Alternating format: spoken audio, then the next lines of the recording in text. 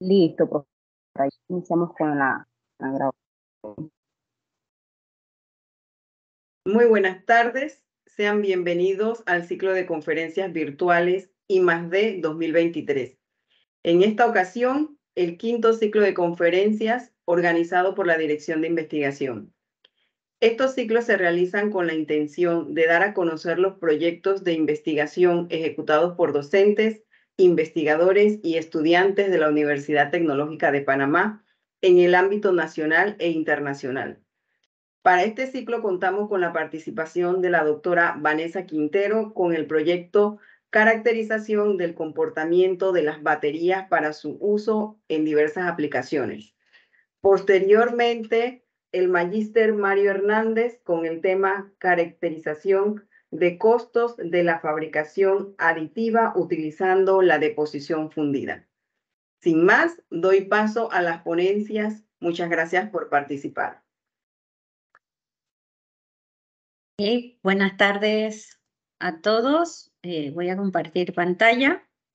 ¿Me confirman, por favor, de que se vea la pantalla? Se visualiza. Confirmado, sí. Ok, muchísimas gracias. Bueno, nuevamente buenas tardes.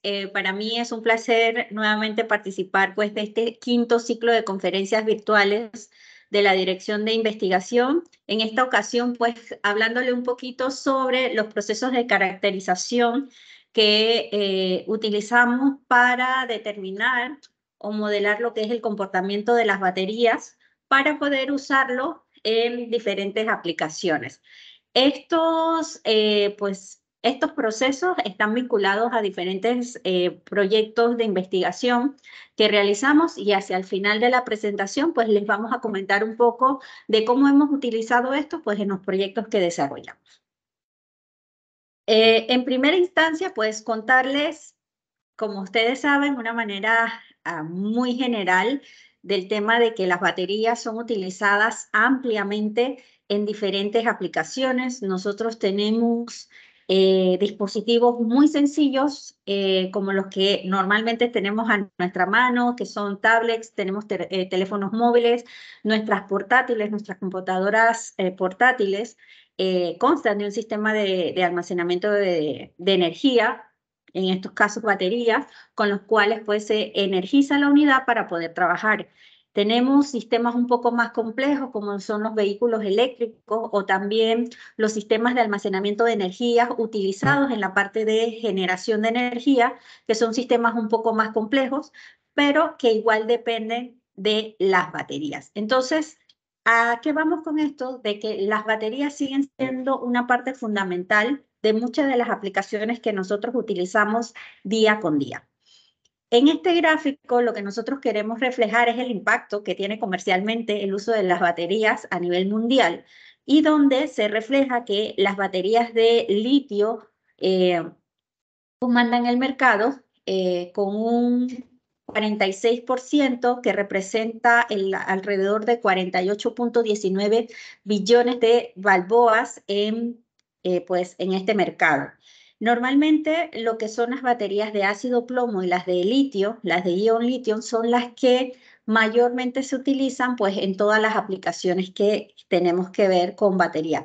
Principalmente en la industria automotriz, están los dispositivos móviles, también se utilizan en la parte de la industria, entre otras aplicaciones. Y a manera de conocimiento general, por lo menos el año pasado, lo que fue el mercado cerró con un valor de alrededor de 104.31 billones de dólares que se tiene, pues cerró el mercado de todo lo que era el consumo de baterías, donde comandan este tipo de baterías en especial.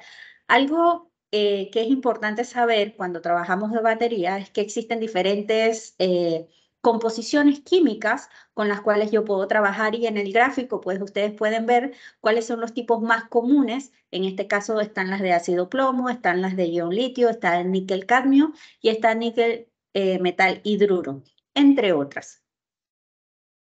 En este gráfico que ustedes pueden ver en esta tabla, lo que se hace es un compendio de las características principales que pueden presentar las baterías. ¿Y por qué hago énfasis en las características que pueden presentar las baterías? Porque para yo poder trabajar a nivel de baterías, de saber su comportamiento y otros detalles del mismo, yo necesito conocer, uno, cuál es su composición electroquímica y aparte de eso, saber cuáles son las características como su voltaje nominal, cuál es la temperatura con la cual puede operar, el número de ciclos de operación que tiene, los valores de tolerancia de sobrecarga y autodescarga que pueden soportar. Toda esta información me permite a mí trabajar con pruebas a nivel de laboratorio o a través de las aplicaciones para salvaguardar la salud de la batería. Eso es muy importante. Un aspecto importante por el cual nosotros nos enfocamos en trabajar las baterías de iones de litio, que es hacia donde vamos a apuntar la presentación del día de hoy, es que las baterías de iones de litio son las que normalmente se utilizan con mayor frecuencia debido a las características que presentan. Es decir, yo puedo tener una mayor cantidad de energía disponible en menor espacio, lo que significa que yo voy a tener dispositivos con menor tamaño, o sea, estoy hablando de la unidad de almacenamiento, en este caso de la batería, yo puedo tener mayor capacidad de energía en baterías mucho más pequeñas. Esto es una ventaja que me permite trabajar con estas baterías y que ha hecho que estas tomen o lideren el mercado actual de las baterías. Si bien es cierto, se han logrado grandes avances con las baterías de iones de litio, y se han hecho múltiples estudios pues, para garantizar su funcionamiento, estas aún siguen siendo objeto de estudio porque siguen presentando algunas deficiencias como la parte de rápida degradación y que son muy sensibles a la parte de temperatura. Debido a esta situación, cuando nosotros tenemos aplicaciones, sobre todo, por citarles un ejemplo, como los vehículos eléctricos, donde la temperatura juega un papel fundamental, el sistema de gestión de batería incorpora el monitoreo de la temperatura del auto, pues para prevenir cualquier situación con respecto a las baterías. De allí comienzo a darles luces de que por qué es importante hacer el estudio del comportamiento de la batería para entonces poder llevar hacia las aplicaciones que con las cuales nosotros trabajamos. Dentro del marco de las baterías de iones de litio, nosotros tenemos una gama bastante amplia o combinación electroquímica de materiales con los cuales yo puedo trabajar a nivel de materiales de iones de litio. Y dependiendo del tipo de material que yo estoy utilizando, también voy a tener diferentes características y aplicaciones específicas con las cuales voy a trabajar. Por lo menos en el caso de las baterías que son de óxido litio cobalto, podemos ver, según la tabla presentada, que yo puedo tener valores de voltajes nominales de 3.60 voltios, pero para todas las químicas que se presentan, el voltaje normalmente está entre 3 a 4.2 voltios, considerando que 3 voltios es el voltaje de corte o el voltaje de umbral que tengo para evitar la sobredescarga de la batería y hacer un daño reversible a la misma. Y tengo un voltaje de 4.2 voltios, que es el voltaje tope para evitar una sobrecarga de la batería. Entonces, si pueden ver el resto de la tabla, existen otros valores, como en el caso de titanato de litio, que el voltaje nominal ronda por el orden de los 2.4 voltios. Entonces, estos detalles son muy importantes a la hora de nosotros poder trabajar con pruebas y con las aplicaciones ya definidas que tenemos. Y en la mano derecha, ustedes pueden ver en la última columna, pueden ver aplicaciones definidas del uso de estas baterías en la actualidad. Acá, pues, hacemos un poquito más de énfasis en las características como voltaje nominal con el cual yo puedo operar, la densidad de energía, valores de carga que pueden soportar los valores de descarga, los ciclos de operación y otros detalles más con respecto al costo y algunos problemas o no que puedan presentar estas baterías de las cuales hablamos. Entonces, haciendo un resumen hasta el momento, se estudian las baterías de iones de litio porque son una de las baterías que comandan el mercado mundial de las baterías. Dentro de las baterías de iones de litio yo tengo diferentes químicas o componentes electroquímicos que me conforman la batería y que debo saber cómo está compuesta mi batería para poder determinar parámetros que son cruciales para para poder utilizar en las aplicaciones en las cuales pues dependemos de la batería. Entonces, parámetros claves: voltaje de operación, temperatura, los valores de carga o la tasa de carga y la tasa de descarga, así como el ciclo de vida, el número de ciclos de operación que puede tener la batería. Aquí quiero hacer un énfasis en la presentación y aclarar algo con respecto al tema de las baterías. Cuando nosotros hablamos de baterías y del comportamiento o caracterización de las mismas, es importante señalar que hay dos enfoques con los cuales nosotros podemos trabajar. Nosotros podemos trabajar el enfoque de caracterización del comportamiento de baterías desde el punto de vista de baterías que ya han sido probadas y que son baterías comerciales, o sea que se encuentran a la venta. Bajo ese escenario yo voy a tener una hoja técnica que me va a permitir tener ya unos datos o unos parámetros con los cuales yo puedo trabajar, porque estas baterías comerciales han pasado por todo el proceso de testeo de cada una de las empresas pues, que las lleva al mercado. Esa es una manera de dar un enfoque.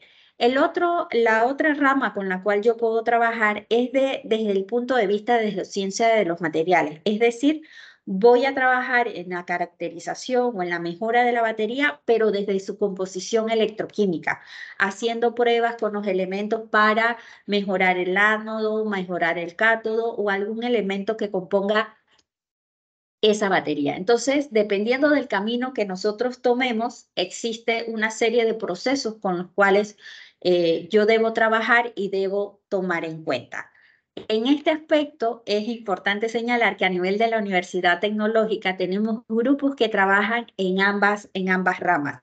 Trabajan desde el punto de vista de ciencia de materiales y otros que trabajan desde la parte de caracterización con baterías comerciales. Entonces, para aclarar esta parte, que pueden haber las dos aristas para trabajar. La presentación que estamos viendo en este momento está orientada hacia lo que es el trabajo con baterías comerciales, donde tenemos ya unos datos conocidos y lo que vamos a hacer es, en base a esos datos conocidos, pues tratar de mejorar la eficiencia presentada por las mismas baterías. Siguiendo con este tema, ahora y esta introducción que las acabamos de mencionar, de por qué queremos estudiar el comportamiento de la batería y por qué hablar de las baterías, pues ya en primera instancia les mencionamos que las baterías son utilizadas en diversas aplicaciones.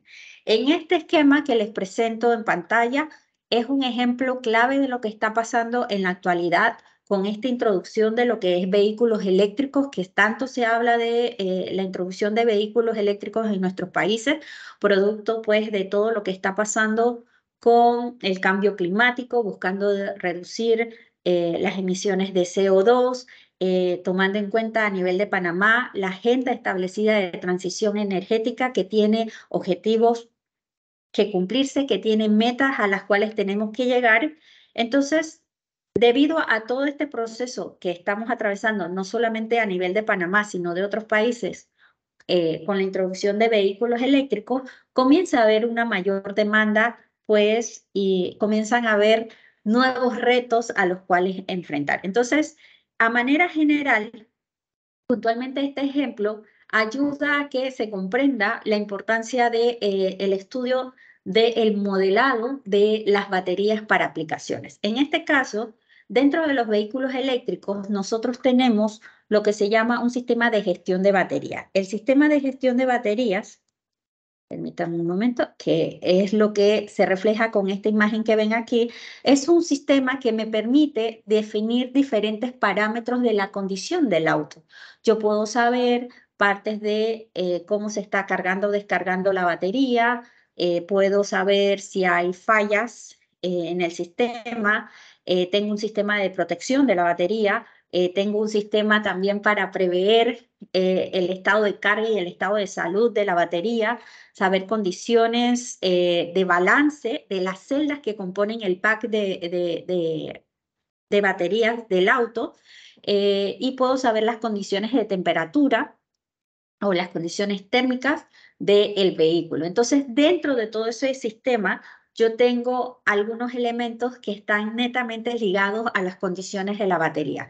Cuando yo hablo del estado de carga y hablo del estado de salud de la batería, yo tengo que tomar en cuenta qué está pasando con la batería, ¿sí? Porque para estimar el estado de carga o estimar el estado de salud, yo debo saber sacar información de la batería. Entonces, si nos desplazamos un poquito hacia este gráfico, que es un diagrama en bloques del sistema de gestión de batería, podemos ver las entradas que yo tengo al sistema y puntualmente ver esos cuadritos, esos bloques de la parte de estimación de carga y estado de salud que me va a permitir saber a manera sencilla cuánta energía yo tengo disponible para trabajar o para movilizar el vehículo, y el estado de salud me va a permitir saber cuánta degradación ha sufrido la batería. Estos dos elementos son claves para cualquier sistema, no solamente para los vehículos eléctricos, sino para cualquier otra aplicación con la cual trabaje. Entonces, debido a esta situación de que son dos elementos que yo necesito saber, para trabajar con la estimación del estado de carga y estado de salud, existen diferentes métodos con los cuales yo cuento. Hay métodos directos y hay métodos indirectos. En este caso, cuando trabajo con métodos directos, yo puedo tener en el caso del estado de carga, lo que es la curva de voltaje de circuito abierto, y cuando estoy trabajando con el estado de salud, puedo trabajar con lo que son mediciones de impedancia, ¿sí? Cuando estoy hablando de métodos directos, son métodos que el equipo con que contamos en los laboratorios me permiten hacer estas mediciones directamente y obtener los datos. Otros métodos indirectos con los cuales yo puedo trabajar es la parte de basado en el modelamiento, ya sea del estado de carga y el estado de salud. Aquí en la parte de modelado comienzan entonces a aparecer los diferentes modelos que yo puedo tener para definir el comportamiento o caracterizar el comportamiento de la batería. En este caso, cuando yo hablo de modelos de batería, puedo trabajar de modelos electroquímicos, puedo trabajar de modelos con modelos empíricos, modelos eléctricos, que siempre hacen la consulta, ¿cuál es el modelo que debo utilizar o cuál es el mejor modelo a emplear? En realidad no existe un modelo que diga que es 100% efectivo, sino que depende del tipo de aplicación que usted esté haciendo y del soporte que usted tenga a nivel computacional para poder llevar a cabo pues, el uso de alguno de estos modelos. Los modelos electroquímicos, como su nombre lo dice, se enfocan en las propiedades electroquímicas que puede tener la batería. Los modelos empíricos pueden estar basados en mediciones reales, vamos a decir, o algún parámetro que uno está evaluando, y en base a eso se hace alguna caracterización y se obtienen los datos. Y los modelos eléctricos, pues a través de combinaciones de dispositivos o elementos eléctricos como resistencias, capacitores, entre otros. Para dar una visual de diferentes modelos que yo puedo tener, en esta diapositiva traemos el ejemplo de dos modelos a nivel de lo que es modelo eléctrico, un modelo simple, que es el que están viendo en el primer dibujo. En la parte inferior está un modelo de Thevenin de segundo orden, ya es un modelo un poco más complejo, donde aparecen pues elementos resistivos y capacitivos, y así ustedes pueden ir incorporando diferentes elementos y volviendo el modelo un poco más complejo dependiendo del grado de, vamos a decir, de exactitud y precisión que ustedes quieran del modelo que estén utilizando. En este caso, este modelo que ustedes pueden ver es un modelo que se orienta más hacia la parte empírica, donde está trabajado en base a lo que es la curva de voltaje de circuito abierto, y en base a esa curva se definen 3 zonas de operación, y cada zona de operación pues tiene una ecuación asociada que es la que define la ecuación de medición. Entonces, para este modelo, ustedes están trabajando con un modelo de espacio de estado, donde tienen 2 estados y tienen su ecuación de observación. Entonces, volvemos al mismo punto. Ustedes pueden tener modelos muy complejos, modelos electroquímicos, modelos empíricos, modelos eléctricos. Ustedes van a seleccionar, dependiendo de sus necesidades, qué es lo que quieren utilizar. Entonces, una vez yo tengo definido el modelo con el cual voy a trabajar, yo puedo entonces seleccionar el método de estimación para el estado de carga y el estado de salud. Cuando yo me muevo a la parte de estimación, yo tengo diferentes elementos con los cuales puedo trabajar. En la parte de método de estimación, yo puedo contar con métodos que incluyen lo que es lógica difusa, redes neuronales, inferencia bayesiana. Es decir, elementos, vamos a decir, herramientas de aprendizaje y también herramientas que me permiten hacer estimación en línea. El mismo punto con estas herramientas va a depender de la complejidad o de la carga computacional que ustedes tengan disponible para ejecutar estos algoritmos y de los datos que dispongan. Entonces, cuando nos movemos hacia la parte de inferencia bayesiana, pues tengo los diferentes filtros. Tengo el filtro de Kalman extendido y filtro de partículas. Dependiendo del tipo de sistemas que maneje y del tipo de incertidumbre que yo quiera asociar al sistema, pues selecciono la herramienta con la cual yo pueda trabajar. Entonces, si se dan cuenta, yo necesito modelar, obtener un modelo de la batería para poder llegar a la parte de estimación del estado de carga y del estado de salud. Y para ambos casos, yo voy a tener pues herramientas como lógica difusa, redes neuronales e inferencia bayesiana para poder hacer la estimación.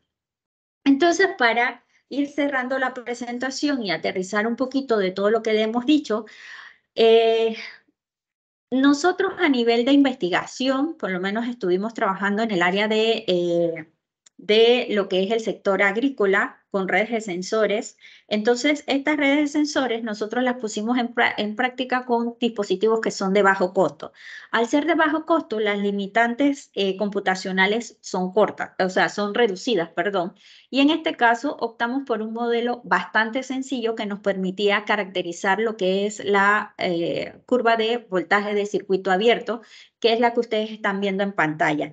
En la gráfica puntual, ustedes tienen datos de monitoreo de diferentes ciclos de operación, es decir, de todo el uso, durante el uso de la batería durante varios periodos.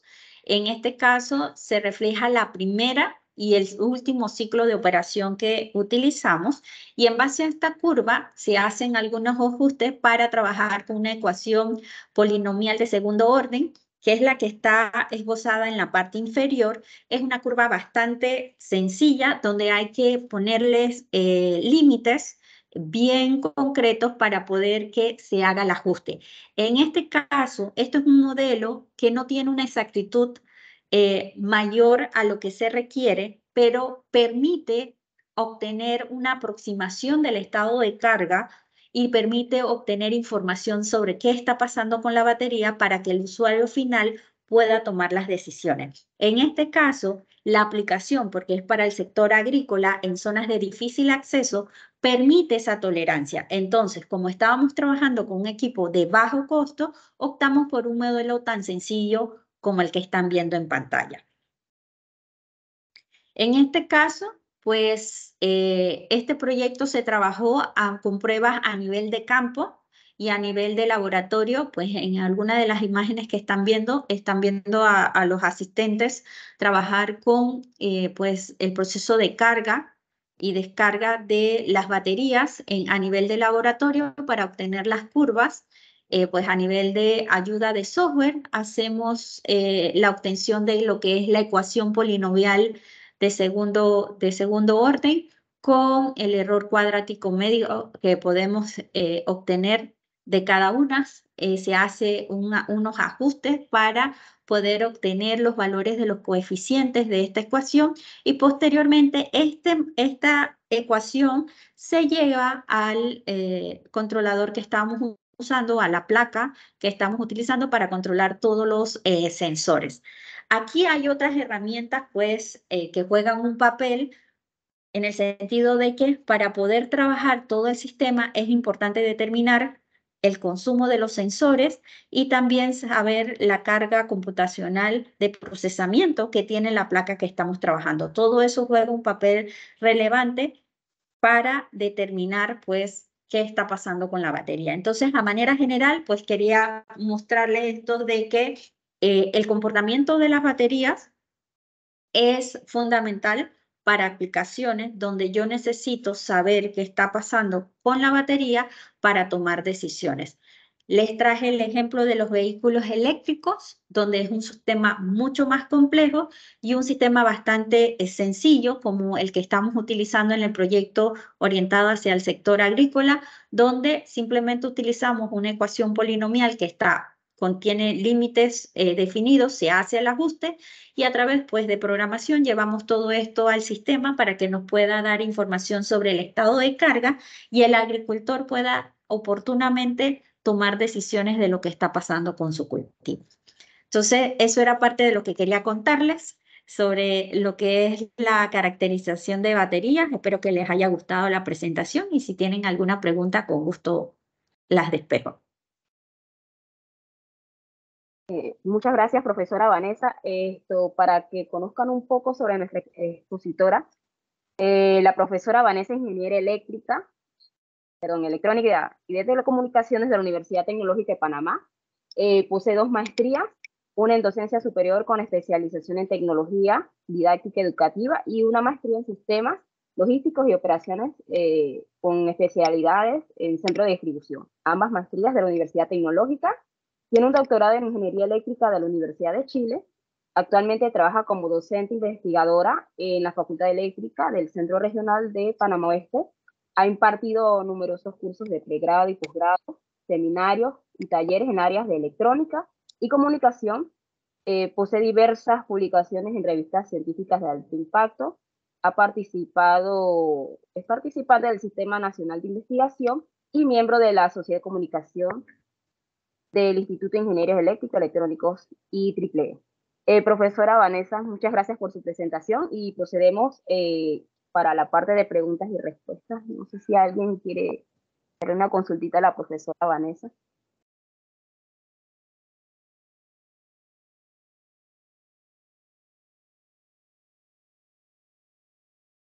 Yo quisiera aportar un poco y si me pueden responder.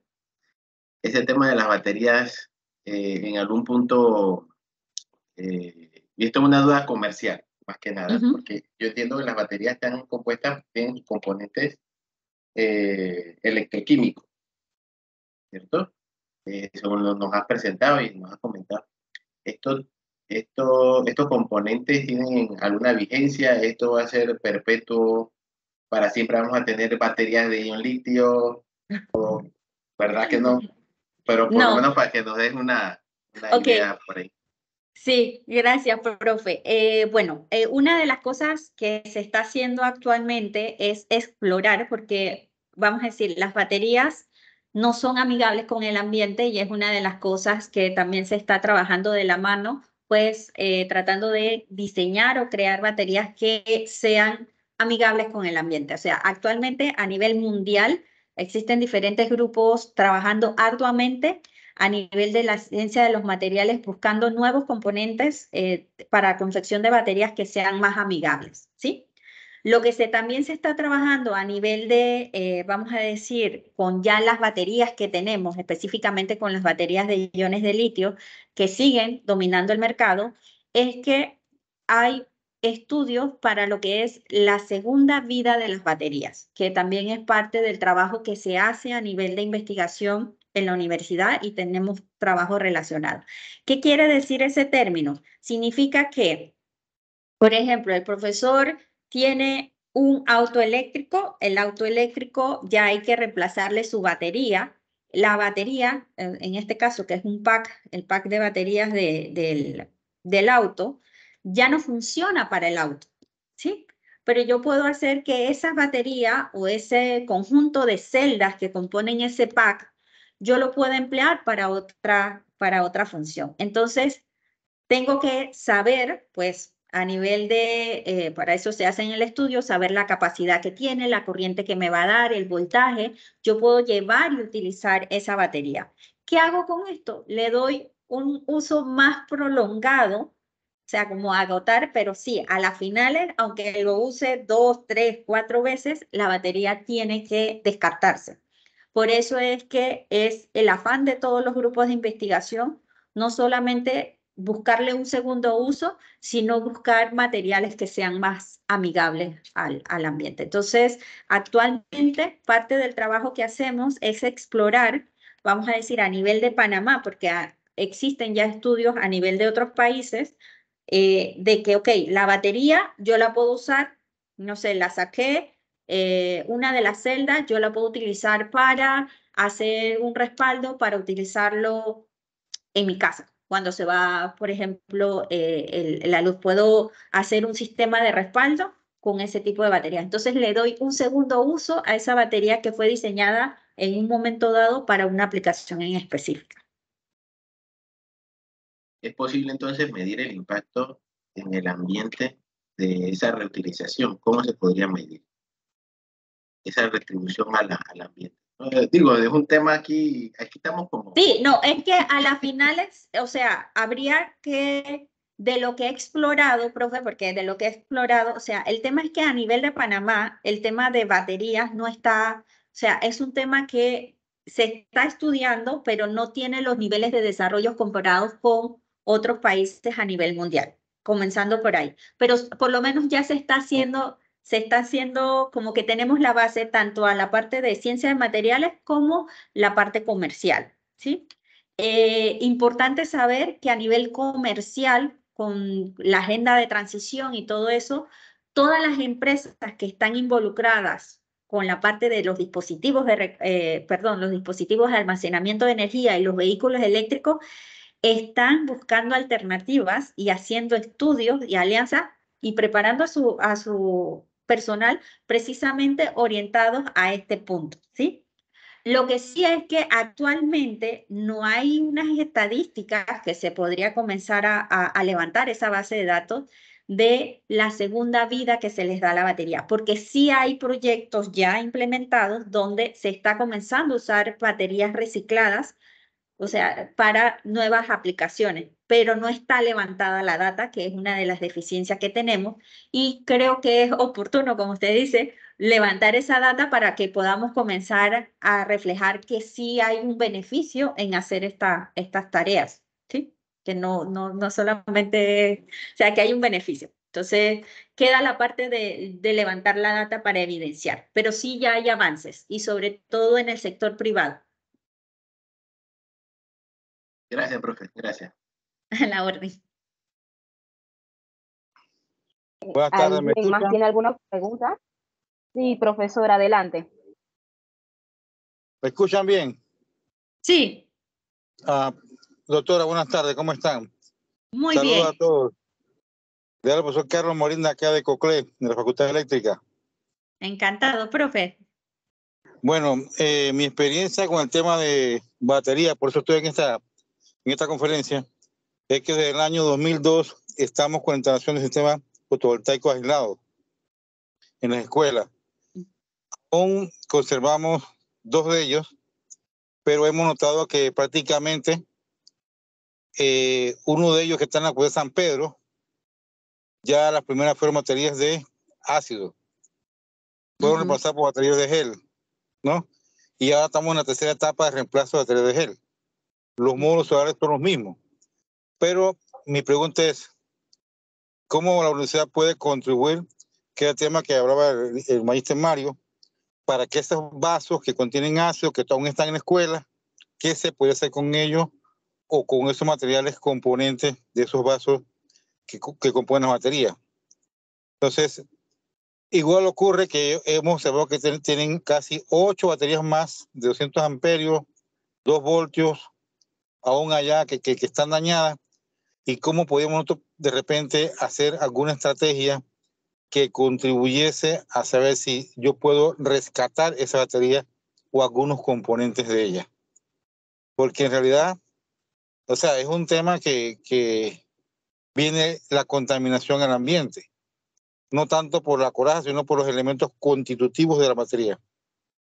Y sí me gustaría, doctora, un aspecto importante que estoy evaluando, que fue el lunes, a otra comunidad más arriba, un colegio que tienen 2 sistemas fotovoltaicos aislados, pero estamos notando que el deterioro de la batería le está llegando por el tiempo, ya casi 10 años, pero sí me gustaría saber cómo usted nos colabora, qué parámetros puede usar aparte de medir voltaje o un cargador, o sea, medir allí cuál sería el estatus verdadero que tiene la batería. Bueno, profe, lo que le puedo decir a nivel de la universidad, por lo menos por la parte de investigación con las baterías que tiene descartadas, nosotros a nivel de laboratorio podemos hacerle ciertas pruebas para ver cómo está la degradación de la batería y de ahí poder determinar qué uso se le puede dar, ¿sí? Hay equipos, por lo menos a nivel del centro, tanto a nivel del Centro Regional de Panamá Oeste como a nivel de la sede, hay equipos que permiten esa evaluación, ¿sí? Porque no solamente va por el tema de voltaje, corriente, sino que comenzamos a hacer pruebas a nivel de electroquímica y también de impedancia interna de la batería. Y ahí nos da un escenario mayor de qué es lo que está pasando la batería. Entonces, por ese escenario podríamos como contribuir. Habría que ver la logística para movilizar las baterías y hacer ese tipo de pruebas. Para eso somos una sola institución y yo creo que no habría mayor problema, solamente el logístico. Y con respecto a la parte de si las baterías están en mal estado, que en realidad haya que descartarlas. También sé que a nivel de la institución, o sea, de algunos grupos que están relacionados con esto, tienen procesos por los cuales pues se hace un reciclaje o un descarte correcto para tratar de minimizar el impacto que tiene pues el desecho de las baterías, porque lo que se quiere es tratar de hacerlo lo más amigablemente posible con el ambiente.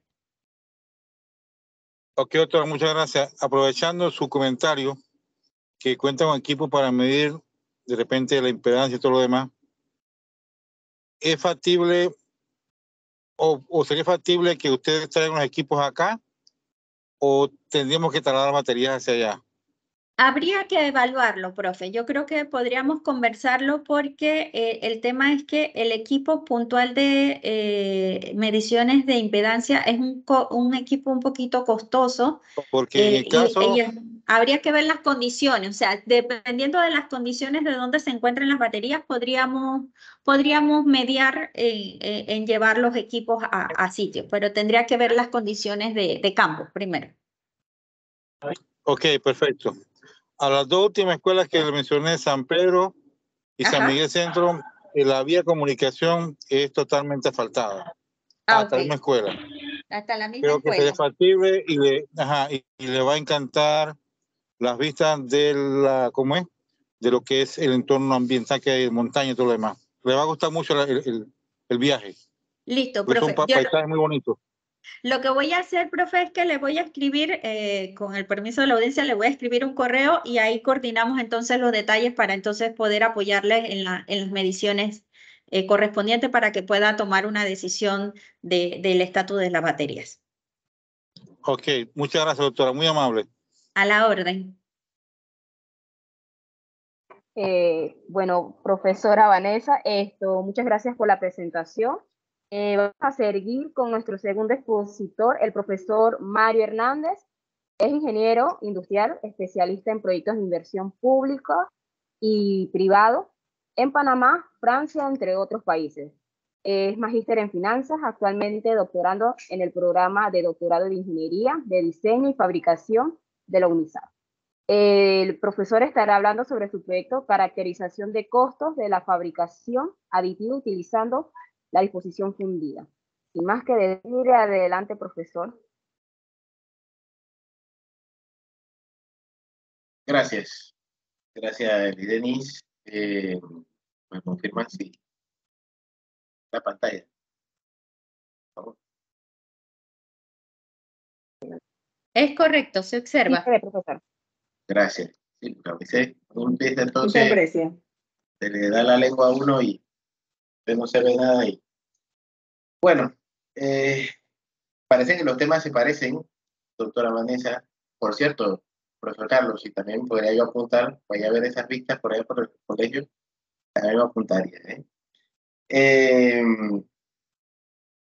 Caracterización y caracterización. Es interesante ver cómo la profesora Vanessa, con la perspectiva que dio en el tema de caracterización de las baterías, yo voy a hablar de caracterización de costos, un tema industrial, porque todo esto nace de un estudio bueno, prácticamente un tesis doctoral, que este es un pequeño pedazo de la tesis que fue publicado hace algún tiempo.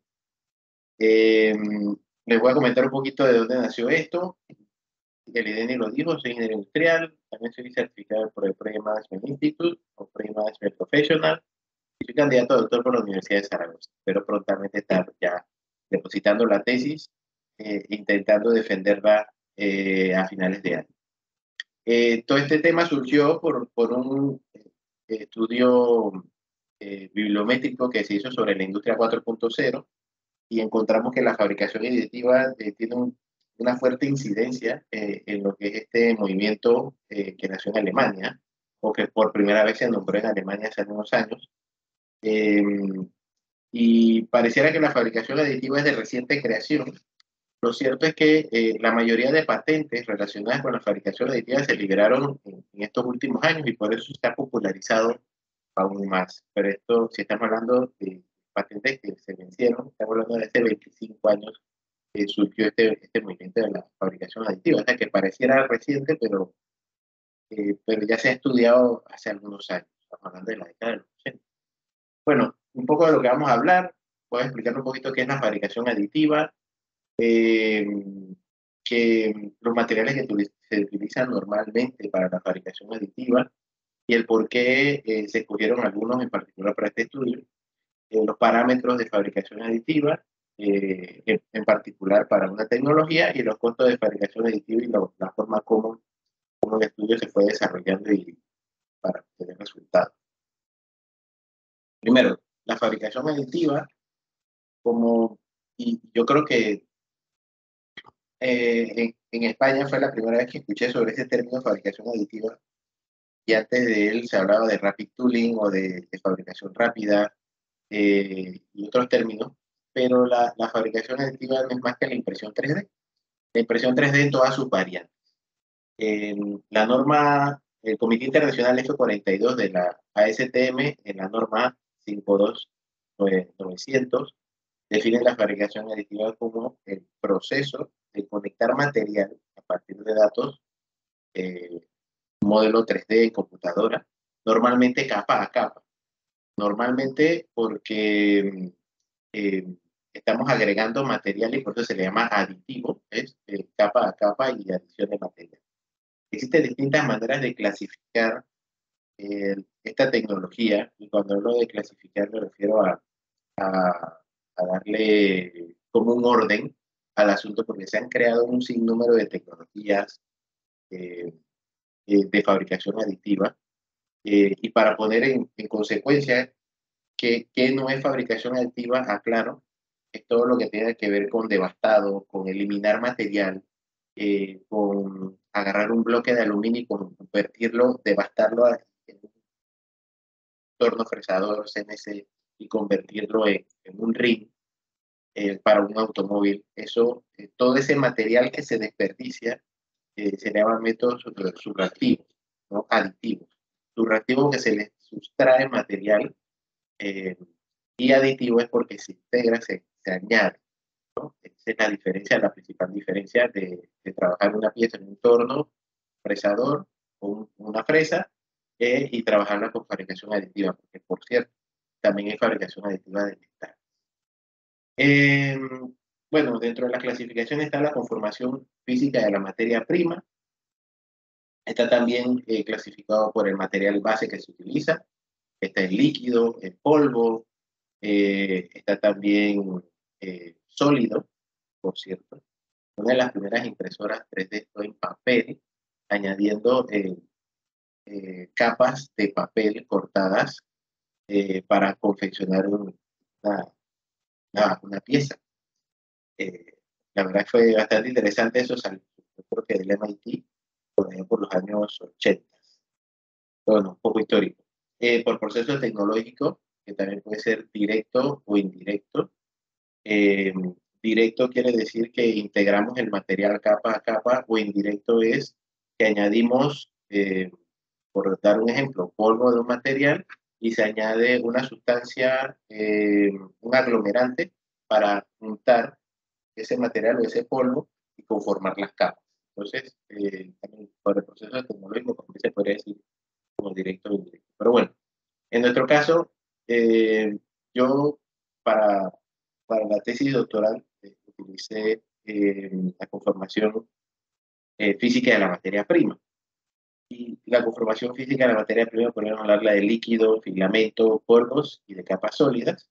Es que están todos los distintos tipos de tecnologías que actualmente existen de fabricación de. Posiblemente se me puede estar yendo alguna novedad por ahí, pero no lo creo. De forma general se puede clasificar en. Nosotros nos vamos a basar, cuando digo nosotros, el equipo que ha estado trabajando en el laboratorio de todo esto, porque ya estoy acostumbrado a decir nosotros, modelado por deposición fundida. El modelado por deposición fundida es la tecnología de filamento, la que ustedes normalmente conocen como este filamento que se calienta y se deposita, pasa una transición vitrea para convertirse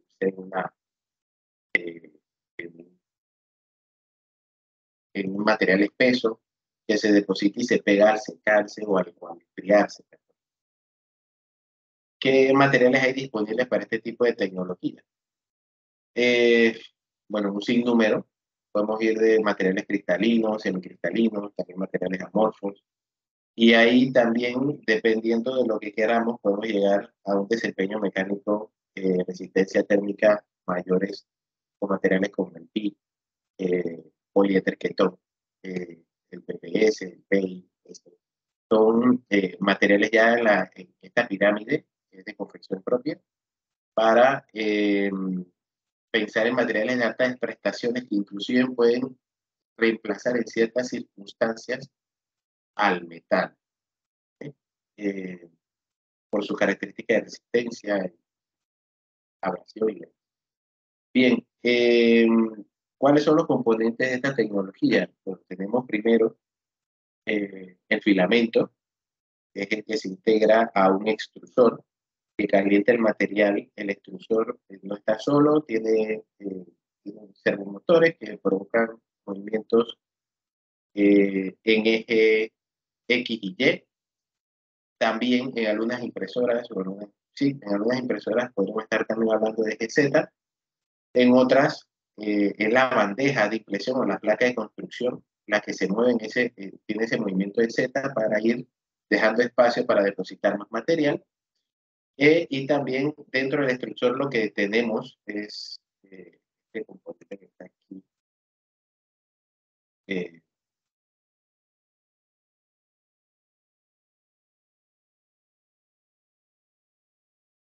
Esta que está aquí, que son dos rodillos que en una misma dirección concéntrica empujan el material, el filamento, al mismo tiempo que lo calientan y es depositado entonces en la placa de el material depositado, entonces va conformando capa a capa este producto final.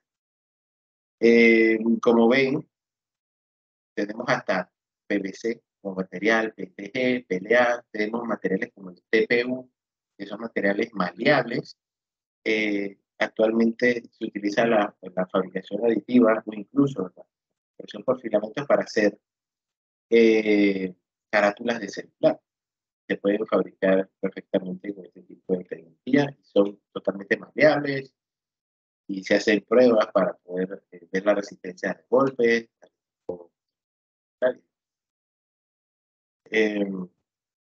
Algunos parámetros de la fabricación aditiva, entre ellos está la altura de capa. Si se dan cuenta, el efecto que tiene la altura de capa sobre el acabado final de una pieza es bastante alto. Entre más altura de capa, menos precisión o menos fineza en el acabado, pongámoslo así, va a tener esa pieza final. Y entre más pequeña o más pequeña la altura de capa, más fineza va a tener ese acabado final, dependiendo para qué quedan esas piezas. Algunas de las industrias que principalmente utilizan esta tecnología está la industria automotriz, pero no como ustedes lo piensan. No lo utilizan como componente final en los automóviles, sino que los utilizan para utillajes o herramientas que utilizan dentro de la fabricación del automóvil. O, por ejemplo, guías de posicionamiento para poder posicionar bien el nombre del vehículo o la marca del vehículo. Uñas para poner en las puertas a la hora de ensamblarlas, que queden en un perfecto ajuste. También se utilizan para proteger los rines a la hora de utilizar pistolas automáticas para poner las tuercas, para protegerla de los golpes que se podría dar con una pistola de neumática para cerrar las tuercas. Se utiliza una herramienta donde se produce en el ring para que no haya ese golpe. La velocidad de impresión, por otro lado, nos ofrece no solamente una calidad de impresión, sino que la velocidad de impresión permite o ayuda, entre menor es la velocidad, mayor es el tiempo para poder adherirse cada capa. O sea, que le da un grado más de adhesión al material. Eso dependiendo de qué material estemos imprimiendo y la velocidad que lo necesitamos. Eso no quiere decir que va a disminuir en algunas propiedades. Sí, en ensayos de destrucción, esto definitivamente puede afectar la elongación o el esfuerzo que tiene que ejercer la prueba para poder destruir el material. Básicamente es otro parámetro. El porcentaje de relleno. Muchas veces vemos una pieza maciza, esta que está acá, que es una semiesfera, pero internamente lo que tenemos es esta estructura. La estructura de relleno, por no ser necesario tener una estructura de relleno tan maciza, pues se puede rellenar a unos porcentajes inferiores para tener mismo desempeño visual o físico, dependiendo de la aplicación de la pieza, sin afectar pues el uso de material o usar material de masa. Es uno de los principales beneficios que tiene esta tecnología, que nos permite primero hacer una pieza que visualmente se vea maciza, pero internamente es hueca, y eso nos ayuda a no desperdiciar material. Si estamos haciendo un prototipado rápido de algo y solamente queremos ver el ajuste de cómo nos va a quedar, se puede imprimir el hueco o con un perfil de relleno bastante bajo, permite jugar más con piezas. Bien, hay dos tipos de defectos cuando imprimimos con esta tecnología. Tienen que ver con la adhesión capa a capa, que es el ángulo de voladizo, en inglés se le conoce como overhang, que tiene que ver con cada capa cuando se va depositando, dependiendo de la altura. Si no depositamos material de soporte, se pueden ir deformando esas capas por la acción de la gravedad. Y esto provoca que la pieza adquiera una forma amorfa, no la que queremos, no la que visualizamos en la computadora cuando la diseñamos en 3D. Y para intentar evitarlo, se administra material de soporte o incluso se programa la impresora para imprimir, para agregar, material de soporte a cierto con un cierto ángulo. Estamos hablando de un ángulo de 30 grados de material depositado. No es necesario depositar material de soporte. A un grado 45 ya se empieza a complicar, y a un ángulo de 60 pues ya definitivamente agregar material de soporte para evitar errores por ángulo de voltaje. Y otro de los problemas típicos de este tipo de tecnología es el warping. No encontré una traducción literal a esto. Es como el warp, ¿no? Es una, por proceso térmico, donde el material sale caliente de la boquilla, se deposita en una bandeja fría. Cuando la transición de temperatura es muy brusca, se producen estas elevaciones dentro de las esquinas del material. Por eso, para evitar esas elevaciones, también hay técnicas de impresión donde se imprime un área alrededor de la pieza, donde se deposita una mínima capa para mantener esa área a una temperatura próxima a la temperatura de deposición. Y eso ayuda a evitar este tipo de deformación. Todo esto lo digo para un poco entender la tecnología y cómo funciona, y como a manera de introducción. Bien, ahora el tema de los costos de la fabricación aditiva, y es que primero hay que caracterizar el proceso. Para entenderlo bien, hay que también darle un marco o un área de aplicación.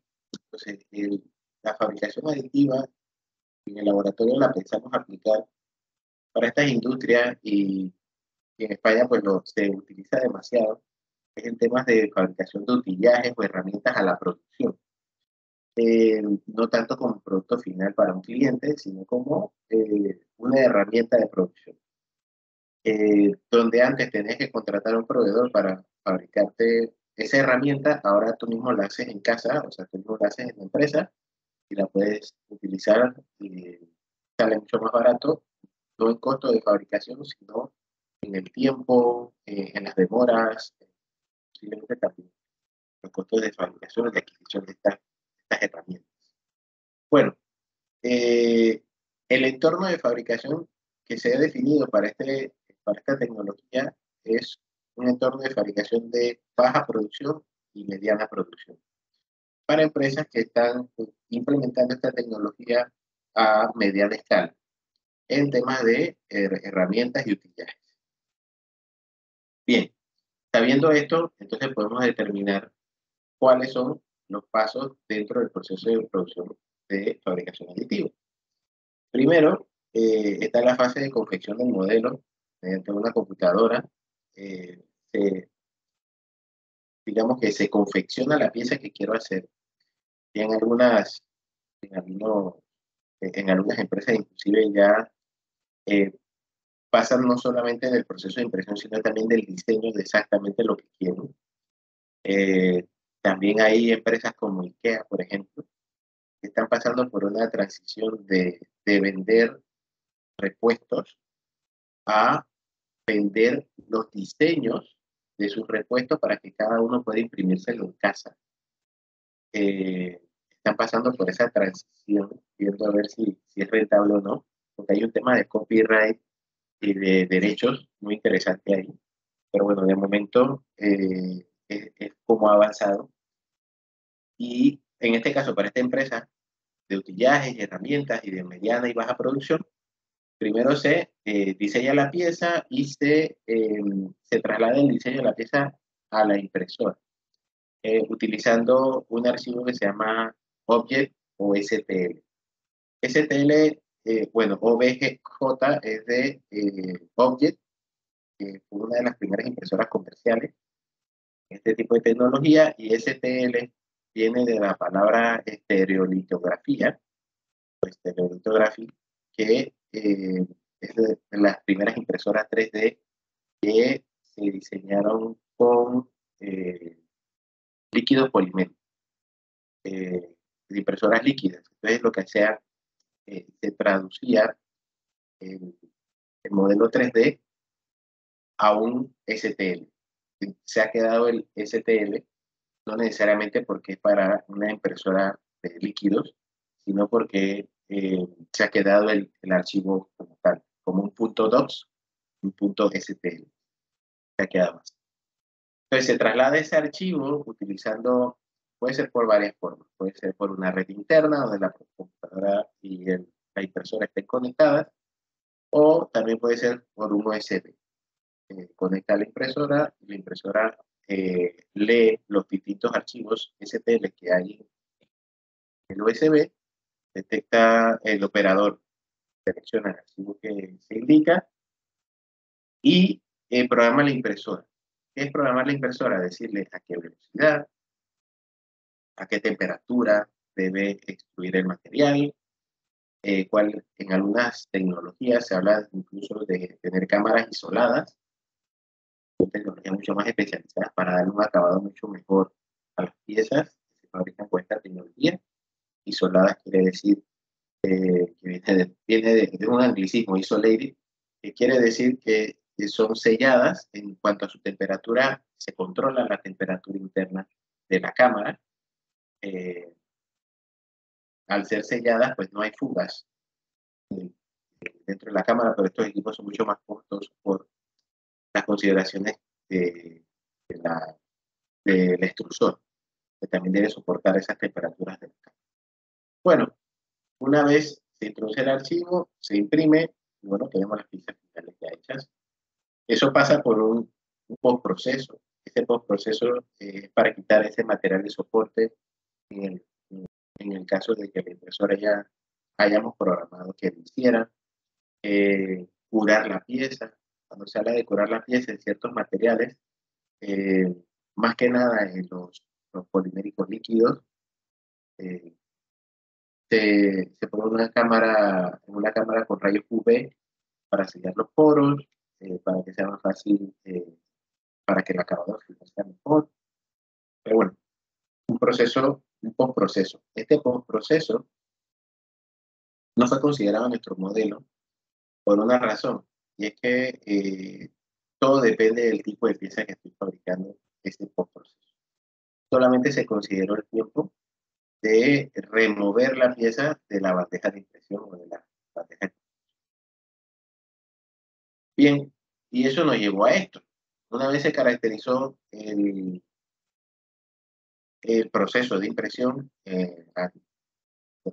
una empresa con niveles bajos, medios de fabricación de este tipo de piezas para utillaje y herramientas, llegamos a este esquema o estructura de desglose de costos de 3 niveles, donde se habla de 2 componentes principales que son los costes directos e indirectos, y básicamente para poder corroborar que este modelo funcionara correctamente se sometió a simulación solamente los costes directos, porque los indirectos pues, están relacionados bastante con gastos generales, los gastos administrativos, los del personal de servicio, a la producción y demás.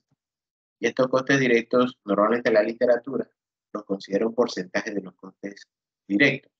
Así que digamos que no nos metimos mucho con esto, nos metimos más con los costes directos, lo que tiene que ver con la maquinaria, la mano de obra, los materiales. En cuanto a los materiales, el coste de material está relacionado con el volumen de la pieza a fabricar, incluso no solamente el volumen de la pieza como tal, la pieza final, sino también el volumen que incluye los soportes. El desperdicio es todos esos errores de producción, por lo que vimos antes, el warping, el overhang o el ángulo voladizo. La mano de obra directa está relacionada con la preparación de la máquina. Postproceso, para poner en contexto, la mano de obra dentro de un proceso de fabricación, digamos que una empresa de producción tiene 9 impresoras. Pues la verdad es que solamente se necesita una persona. Y cada impresora trabaja de forma autónoma, y la mayoría de ellas, cuando hay algún error, se detiene esperando a que vaya una persona, detecte el error, lo corrija y vuelve a iniciar desde el punto donde termina. Esto es debido a que las impresoras utilizan un código abierto que se llama Marlin. Es un código así como programar en Arduino. Es un código especial para estas máquinas que es muy parecido al Arduino, tengo que decirlo. Donde podemos decirle a la impresora exactamente qué hacer y donde termina el código por una interrupción, bien sea eléctrica, bien sea porque se quedó sin filamento o lo que sea, el código se detiene y se reinicia una vez corregido el error y empieza justo donde lo dejamos. Entonces, estas impresoras, cada vez la tecnología se va haciendo mucho más eficiente en ese sentido. Y bueno, ese tiene que ver con la preparación de la máquina y cómo el operador lo haga, y el postproceso, que lo consideramos desde el punto de vista del retiro de la pieza de la bandeja de construcción, básicamente ese tiempo. De la maquinaria se consideró la depreciación de la máquina, los mantenimientos, el software, el hardware y la energía invertida en el proceso de fabricación. Para ser honesto, de las cosas que más nos costaron fue el volumen de la pieza, porque tiene que ver mucho con el material que se utilice, la densidad del mismo, la cantidad de gramos depositados, el uso no de los soportes, y por el otro lado, la energía invertida. Y por eso, doctora Vanessa, ahí el tema energético nos costó mucho, tuvimos que recordar muchos temas de sistemas eléctricos, física 3, quedamos en industrial. Estuvo bastante interesante recordar todos esos temas. Pero sí, se llegó a un modelo de costo que fue evaluado, encontrando cosas muy interesantes, como a medida que aumenta, no hay mucho cambio, porque estamos hablando de bandejas de impresiones donde podrían caber esferas de 65 milímetros, podrían caber 12 perfectamente en una impresora para uso de este tipo. Que básicamente da lo mismo imprimir una, casi lo mismo, imprimir una que imprimir las 12. Lo que sí es cierto es que el parámetro que más cambios produce en cuanto a eso es la energía. Si yo pongo más piezas, pues voy a demorar más tiempo, lo que implica que la impresora va a estar enseguida más tiempo, va a usar más energía. Llegamos a algunos hallazgos, una cosa llevó a la otra, y ahora el siguiente paso, después de desarrollar este modelo de costo basado en esta estructura de desglose de costos, es hacer parámetros de sostenibilidad de la inversión, lo cual se está escribiendo un segundo artículo. Bueno, ya se presentó los avances en un congreso que se llevó a cabo en Sevilla en junio, donde hemos diseñado un modelo para la medición del CO2 equivalente en este proceso de impresión. Lo cual trajo muy buenos resultados en cuanto a la validación teórica del proceso. Queremos pasar entonces a la parte de validación física con modelos físicos y hacer una medición de la potencia media de la impresora mientras está haciendo los modelos, a ver si efectivamente la forma como nosotros estamos estimando la energía invertida se manifiesta no solamente en el modelo de costos, sino también en el modelo de sustitución. ¿Y para qué hacer todo esto? Entonces, esto está como raro. ¿Para qué yo necesitaría hacer todo esto? Porque hay empresas que tienen ciertos parámetros, ¿no? No solamente los parámetros de costos, sino también que desean ser carbono cero o carbono neutro, ¿sí? Entonces, el poder medir en un proceso de fabricación aditiva el CO2 equivalente o la huella de carbono, que podría darle a esa empresa los indicadores para decir, oye, no, yo soy carbono neutro. Basado en imprimir las piezas con estas características o con estos materiales. Bien, la validación teórica del modelo se publicó en 2022 en la revista 3D Printing and Additive Manufacturing de la editorial Merian Limber. Si quieren lo pueden consultar desde el libre acceso. Logramos que esta publicación sea de libre acceso. Y arroja unos resultados bastante interesantes. por tiempo, ya me excedí bastante del tiempo, perdón. No puedo presentar más allá de los hallazgos, pero sí me parece importante el introducir el tema de la tecnología, de cómo funciona y el marco de la investigación para que más adelante, si nos seguimos presentando en esta conferencia, ya hay un marco o un antecedente de ahí en adelante partido. Muchas gracias. ¿Preguntas? Muchas gracias, profesor Mario. Pasamos al periodo de preguntas y respuestas. Algunos de los participantes. La profesora Vanessa tiene una pregunta. Profesora Vanessa me la quiere devolver. No, profe, perdón, es que me quedé con una duda, por lo menos en el proceso de impresión. No sé, ustedes tienen dentro del proceso de caracterización, tienen, vamos a decir, no sé si llamarlo como parte de introducción como de incertidumbre o de un margen o un rango, no sé cómo explicarlo, como de movimiento para el diseño de las piezas que se están imprimiendo. ¿O tienen que salir tal cual con las medidas que ustedes seleccionan? O sea, me quedé con esa duda, o no hay un margen como de error, por así decirlo. Bien, esto es un tema de programación. La verdad es que como básicamente todo está automatizado en las impresoras, se define con características visuales y con una programación muy sencilla de cómo se quiere el modelo. Se hacen algunas mediciones, incluso simulaciones anteriores para ver cómo queda el diseño final y ahí se toma decisión sobre si se imprime o no. El modelo de costo toma incertidumbre relacionada con el que una pieza te salga defectuosa y lo toma en consideración en el costo. Si una pieza te sale defectuosa, estamos hablando por estudios y demás de un 4% de probabilidad de que una pieza te salga defectuosa. Y se incluye dentro del parámetro de materiales, ¿no? El coste de material. La estructura de desglose. Entonces, en material tenemos el desperdicio y ahí en el desperdicio contemplamos la probabilidad de que haya errores de impresión. Como para gestionar la incertidumbre, como lo mencionas. Normalmente las impresoras, si hay una buena operativa de la impresora y hay un buen conocimiento de cómo trabajar con la impresora, no debe haber mayores errores, la verdad. Listo, profe, gracias. Profesor Mario, tenemos una pregunta del profesor Hayer. Hola, Heiger, ¿cómo estás?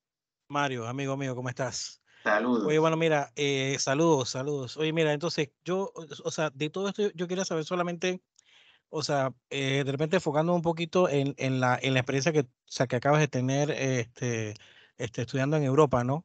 ¿Qué nos hace falta a nosotros, ¿no? Como universidad tecnológica, digamos, ¿qué experiencias podríamos nosotros tener para tener algún tipo de laboratorio que tenga todos estos implementos y poder seguir desarrollando más o sea, este tipo de cosas acá en la universidad, en base a lo que viviste allá estudiando en Europa? Bien, yo la verdad siento que el sistema europeo está muy orientado a la parte de tiro al agua y vas directamente a la investigación, primero que todo. Lo cual para las personas que no están acostumbradas, pues es una angustia muy grande, para ser honesto. Segundo, en cuanto a la universidad y temas de impresión 3D, ¿qué nos hace falta? Yo la verdad, yo sé que en la universidad tenemos FabLab, tenemos, pero siento que nos falta integración. Un poco considerar que hay varias líneas de investigación que se pueden dar, ¿por qué no introducirnos como un equipo y trabajar de forma multidisciplinaria en algunos temas? Por ejemplo, a mí una de las líneas de investigación que me gustaría integrar en esto es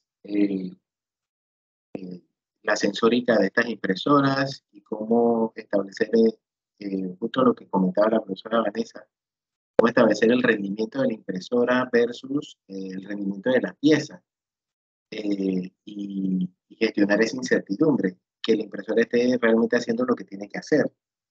Ese parámetro hay un parámetro de incertidumbre relativo ahí, pero yo creo que más que infraestructura y personal conocedor de la temática, yo creo que nos hace falta como integración entre las distintas áreas de conocimiento,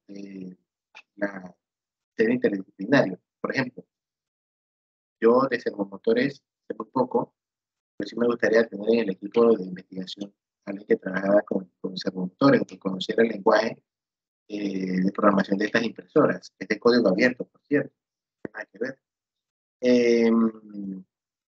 O sea, es bastante sencillo.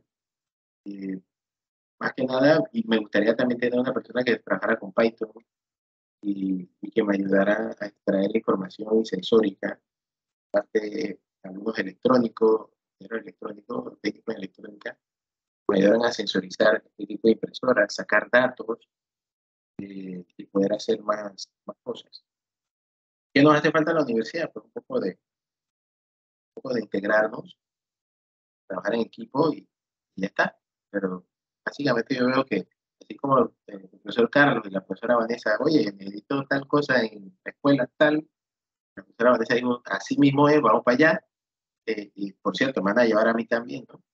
Y así es como se trabaja, un poco ser colaborador en las necesidades de otras áreas y no ser cero inclusivo. Claro, claro. O sea, crear sobre todo como ese puente entre los diferentes centros de investigación, entre las facultades y todo lo demás. Sí, claro, no, eso es válido y eso es algo que de repente hemos pensado en muchas ocasiones, ¿no? Sí, al final es así. Dale, gracias, de verdad. No, bueno, es así. Eso que dices es real, de verdad que sí. Dale, un saludo, amigo. Saludos, Heider, saludos. Por ahí nos vemos. Venga, hasta luego. Saludos. Bueno, profesor, no tenemos más preguntas o algún otro participante. ¿Desea hacerle una consulta al profesor Mario? No, ya. Se acabó el tiempo. Ya finalizamos. Bueno, profesora Vanessa, profesor Mario, profesora emérita, le agradecemos por su tiempo, por compartir su conocimiento con los participantes. El enlace del video lo estaremos compartiendo por el correo para que ustedes lo tengan y también lo puedan compartir con todos los estudiantes y dar a conocer sus proyectos de investigación. Muchísimas Profesora gracias. emérita. Muchas gracias, profesora. No sé si usted desea dar algunas palabras para finalizar, profesora emérita. Profe, tiene el micrófono apagado. Muchísimas gracias por todo y gracias. Agradecer a la doctora Vanessa Quintero y al magíster Mario Hernández por las ponencias, por compartir sus conocimientos y experiencias en todo este proceso de investigación que ellos han llevado. Y no solamente a nivel centro regional, sino ya vemos que a nivel de otros centros o inclusive otros participantes de otros lados. Mil gracias y que, bueno, Dios les bendiga y tengan excelente tarde. Excelente tarde. Todavía no me Excelente llegó la tarde. invitación. Gracias. Todavía no me llegó la invitación, Carlos. Te quedaste callado. Está bien. Gracias a todos. Bendiciones. Que tengan buena tarde. Bendiciones. Muchas gracias. Bendiciones. Buenas tardes. Bendiciones.